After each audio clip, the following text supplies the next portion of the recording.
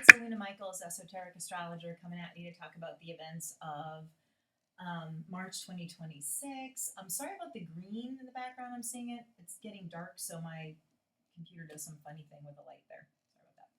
Okay, so sorry, this is going to be fast. I just want to make sure I get the video taken care of here. So everyone knows Mercury just went retrograde, and that's okay. You'll survive, right? But what's interesting is we're going to have a total eclipse. I'm doing this on March 1st. It's going to be March 3rd, so it'll be Tuesday, early morning, like 3 in the morning or something. And so the sun will be in Pisces and the moon will be in Virgo. So Mercury also retrograding in Pisces. So then we have the sun and Mercury opposing the moon.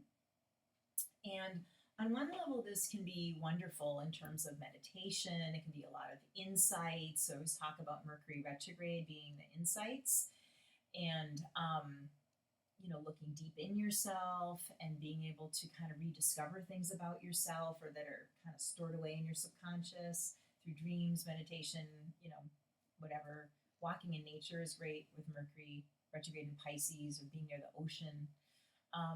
But also having that the full moon happening is just very inspirational as well. One of the things to watch out for, though, is, or just being aware of, I guess, to say, with the moon in Virgo, looking at how you pick on yourself, that it can expose ways that you're harder on yourself than you are on others, and looking into self-compassion and being kind to yourself about why you could be reacting the way you are, if it's harsh or if it's overly emotional or anxious or something. And I think that that can be a great way to use the eclipse along with the Mercury retrograde, because Mercury goes direct the 20th of March, 20th and 19th. It's right there. It's getting darker in here, so I can't really see. It's the 19th, 20th, right? So that eclipse can be very, illuminating, and being able to kind of sit with that sense of illumination, but especially with that Virgo moon, about how you are extra harsh with yourself and not as harsh with others. The other thing can be finding ways to have self-care, whether it's through diet, exercise, and things that are not like trying to jam yourself into this small shape of like, eat that, like that, you exercise like that, take care of your body that way. It's finding like what's really resonating with your body, like what foods is your body naturally drawn to, what type of eating pattern, or do you do better with yin yoga and you relax more and have less cortisol and sleep better, as opposed to going to yoga class where it's like, I don't know, sometimes like almost like, I don't know, like stressful exercise classes, like the Ashtanga. I forget the names sometimes. I haven't done yoga in a class for a while. But you get the ones that are more vigorous, and that could cause you more stress. So I'm going to yoga. But your body's like, I don't want this. I want something gentle. Or people have said, hey, you're not going to be able to lift weights or something. You have a bad knee. And then you're like, no, I think I could move this way and do it. You might feel like I do want to build more strength, and like positively challenge the ideas that people have given you to say, my inner self is calling me to do something that's specifically right for me, and kind of having the courage to follow that path. And it could be like a gentle voice that's calling you to do that. At the same time, we have the eclipse. So we get the sun and Mercury with the moon. Also, Jupiter is going to be going direct. So Jupiter in Cancer will be trining water sign to the sun and Mercury, and sextiling the water sign going to the earth sign of the moon at the same time.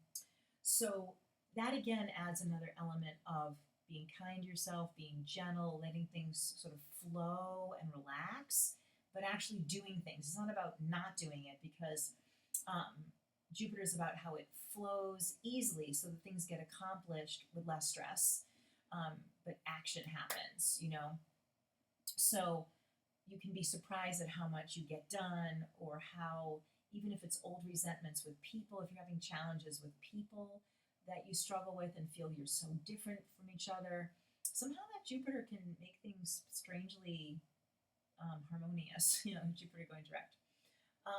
So let me look at other things here. I'm going to turn on my light because it's just so bright it doesn't make the video look good. But I'm going to have to look at my ephemeris a little bit more. Okay. I'm going to shut the light off again. Oh, let me look at Venus. Okay. So Venus is going into Aries. And you know that we have Saturn and Neptune in Aries as well right now. But Neptune is going to be, going a little bit slower. So Saturn is chugging along, and Saturn and Venus will be working together, and then they'll be angling the planet Pluto together in the first half, let's say the first half of March. So Venus with Saturn can really, again, help you be true to yourself, can help you, because Saturn is a sense of commitment, and Venus is what you really value. So it can feel really steady within yourself, and it can really help to solidify relationships as well. And find that, again, after this eclipse epiphanies and all that you are able to stand in yourself strongly, which is Saturn, which kind of is like your backbone,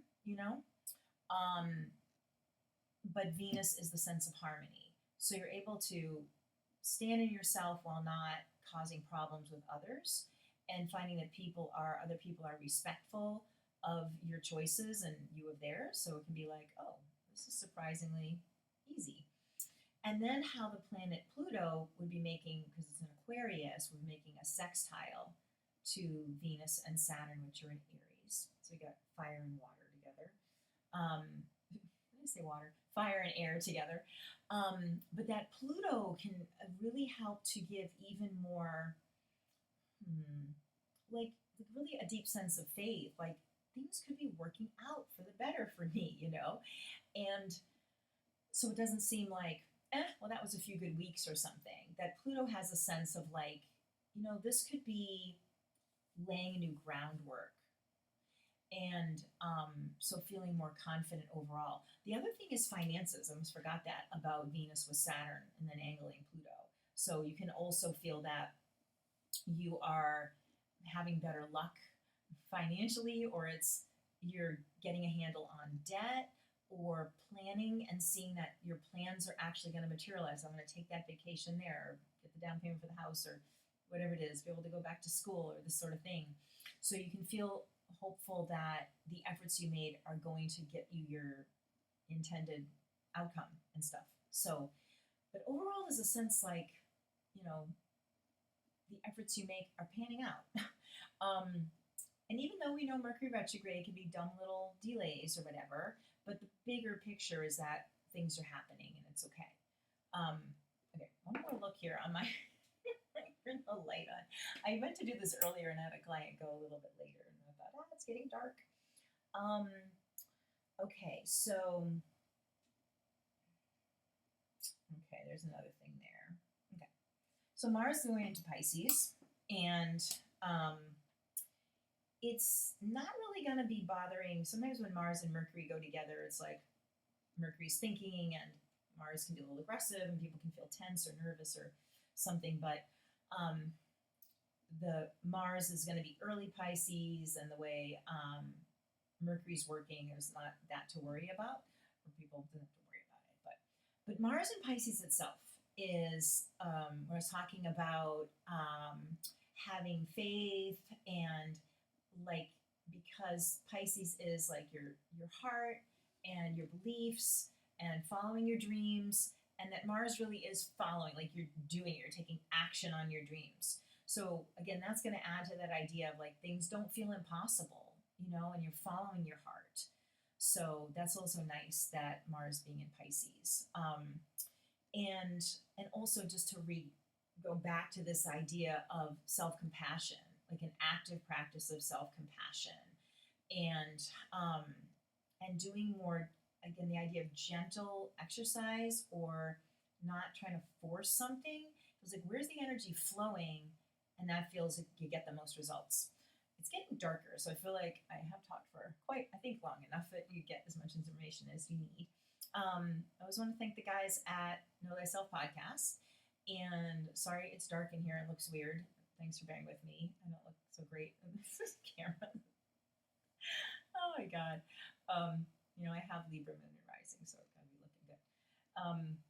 So I think that's enough to talk about because then we're gonna have Uranus is gonna change signs. That's gonna be in April, the very end of April. But with this month, I think the Jupiter going direct is really picking up our spirits and kind of taking a breath from all these planets changing signs, which is definitely happening. But I think we went through the big bulk of that, and I think it's just going to feel more exciting when the planets are changing signs. So I think people have been a little tired with all those, especially planets going into Aries. So this March is kind of like taking a breath and like again going with the flow, like things are happening, but it seems not too much effort put in. So if you'd like a session with me, you can contact me at my website, alunamichaels.com. I have my little book on my website too, The Spiritual Gifts of the 12 Astrological Signs. And if you want a reading, the best way to get me is my phone number, calling or texting 248-583-1663. And you can send an email through my website, alunamichaels.com, if you like. And okay, bye-bye for now, and take care, and I'll see you later.